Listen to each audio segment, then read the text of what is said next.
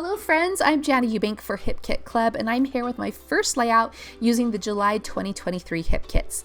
This collection this month is called Summer is Here, which is a perfect name because this kit features all kinds of fun summery icons, tropical colors, and it makes me actually crave an ice cream cone. That's what I want. I want some sherbet ice cream right now after looking at all these pretty colors.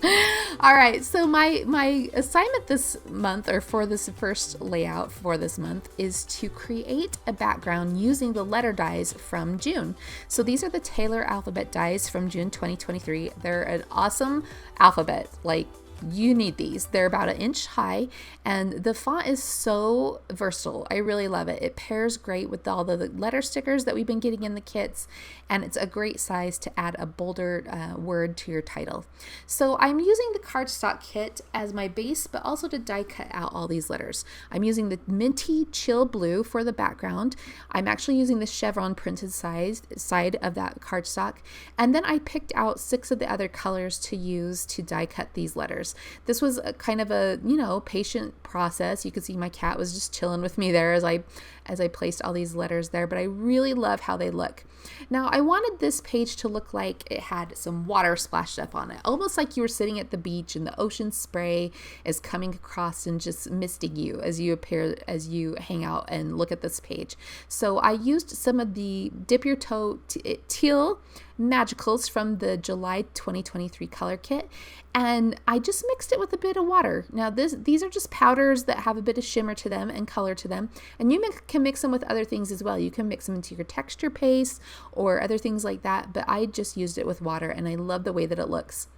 So now that I have my letters or my words all across this page, I'm going to just kind of underline it with the chill blue branding strip across the bottom just to finish that off. And now I'm coming back with my clear ruler, and I'm actually measuring out 1 1/8 inch from the sides of those letters and just trimming that down. And then I'll trim the top and bottom down as well, so that this inner square of paper is about 10 3/4 inches. And I'm going to mat that on the Escape paper. I love that rainbow paper. It looks like a beautiful tropical sunset with the ocean at the bottom of it, and I thought it made the perfect mat for this layout where I'm going to be scrapbooking some tropical photos, and I'll talk about those in a second. So now that I have all of these letters on the background, I took this over to my sewing machine and I stitched around the edges, and then I double stitched through each row of those letters. Now, I know most of these letters are going to be behind my photos, but it just bothers me when I don't have a complete page, especially because I don't know if I'm going to change my mind about the size of photos or what photos I'm using with this background, so I just went ahead and did all the letters. Now, I originally had 4x6 photos to go on this layout, but I decided to reprint them in a smaller size. So these are now printed at 3.5x5, and I think these work a lot better because I'm able to mat them with some of the beach paper that has that minty blue wave on the background, and then it also shows more of those letters. I went to all that hard work to line them up on my page, and so you might as well show off as much as you can. So now that I have my background done, I'm ready to head over to my embellishments, which, let's face it, my favorite parts of a kit: pattern paper, which Hip Kit Club does amazing. All of the pattern papers are always so beautiful, but my other favorite part, oh, who am I kidding? It's all my favorite part.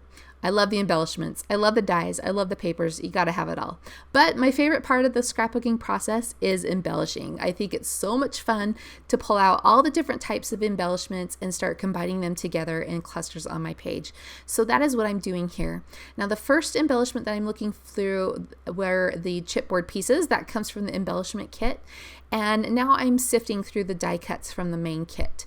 And what I'm looking for is pieces that are a little bit larger and also that are simple in color. That's because my background with all of those colorful letters is quite busy and quite colorful. So I need pieces that will stand out against that colorful background.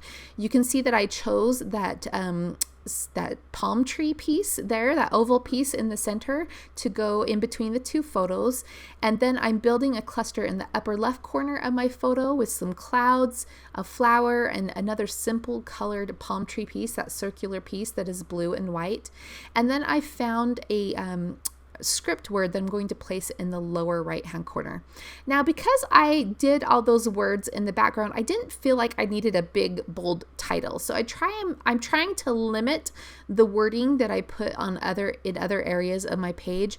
But when I saw that script relaxing piece in the chipboard pieces, I had to add that because I love the way that it's different. It's the script, you know, it's different than the block words in the background. And so I'm able to, it stands out from everything else, I guess is what I'm trying to say. And then everything else is going to end up being like a little scene. So I've decided to place this relaxing at the bottom. I'm trying not to cover up the paradise because I want it to kind of say paradise relaxing, but I do, as I build that cluster with the umbrella to the right of the word relaxing, I do cover up the end of that word. And I'm okay with that because you can see paradise over and over and over again in other areas of the page. So it still makes sense. So I did use one of those dimensional umbrellas by that relaxing. I'm adding some seashells down there, a little phrase, and some fishes or a school of fish.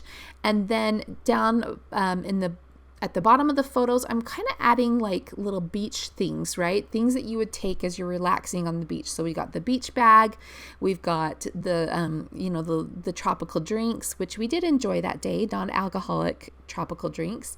And then at the top of the page in the upper left-hand corner, I've just done some other things like the sun and the clouds. We had the beautiful weather that day, and then just an accent of that beautiful tropical pink flower.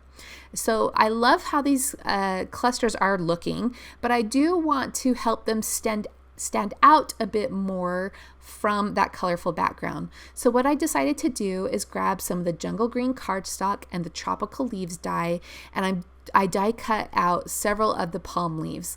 Now, these palm leaves are kind of busy and kind of textural on their own, but when you combine them together, they almost act like an anchoring piece because they're solid in color. And as you layer them together, it adds, of course, a tropical feel to the page.